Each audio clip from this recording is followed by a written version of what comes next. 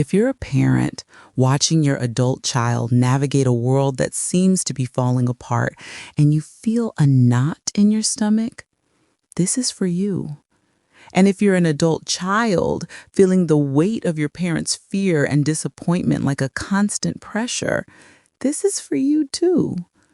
What you're about to hear is a conversation happening in quiet moments in homes everywhere and in my DMs.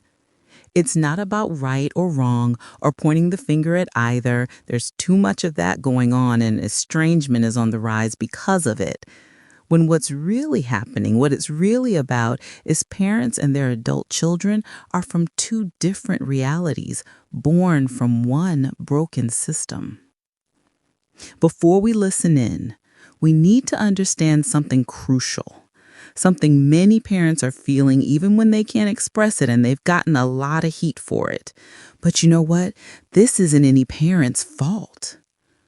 They were promised a simple deal: work hard, follow the rules, sacrifice now, and in return, you will be safe, secure, and successful. Your children will have it better than you did. They did everything right. They got the degree, worked the 60-hour weeks, bought the house, invested for retirement, and then they watched the deal get ripped up. The 2008 crash, the pandemic, the layoffs, the inflation. The world they built with their own hands now feels like it's actively rejecting them. Their fear isn't just fear, it's betrayal. And when they look at their children, they don't see a new way of being. They see their child rejecting the only lifeline they've ever known. Their fear sounds like anger. Their terror sounds like control. But underneath it all, it is a love so deep it has been twisted into fear by a system that never cared about them in the first place. In a moment, you'll hear a conversation between a parent and their adult child. Listen not to the words, but to the heart behind them. The parent speaking from a lifetime of programming. The child speaking from a place the system hasn't quite reached yet. We did everything for you. The best schools, the opportunities we never had. We need to know you're going to be okay. This job, it's a dead end. How are you going to build a life? How are you going to have a family? I know you did, and I'm grateful. But the okay you're talking about, the life, the family, it looks like your exhaustion. It looks like your worry. It looks like a 30-year mortgage on a happiness you never had time to live in. I can't want that. So what, you just give up? You don't try? What is the plan? You have to have a plan. My plan is to not end up like you. Not because I don't love you, because I do. So much. That's why I can't. I watched the system break you and tell you it was your fault for not working harder. Your plan was their trap. My plan is to not get in the trap. A trap?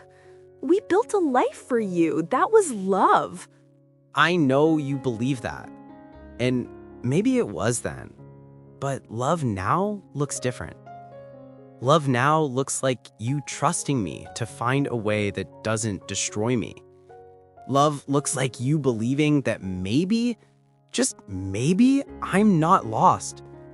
I'm finding a new path because the old map leads off a cliff. I don't have it all figured out. But what if that's the point? What if we were never supposed to have it all figured out by 25? What if that was just another part of the programming to get us to commit to a life we didn't choose before we were old enough to know ourselves? I don't know how to help you if you won't play the game. You can't help me play a game that's designed for me to lose. The only way you can help me is to see me. Not the version of me you're afraid I'll become. Not the version of me you hoped I'd be. Just me. Right now. And trust that the love you gave me is enough to figure it out, even if it looks nothing like you thought it would. Did you hear it? the love screaming to be heard underneath decades of programming and fear. The parent armed with a broken map, terrified their child is walking into a wilderness. The child refusing to follow the map to a known cliff, choosing instead the uncertainty of their own compass.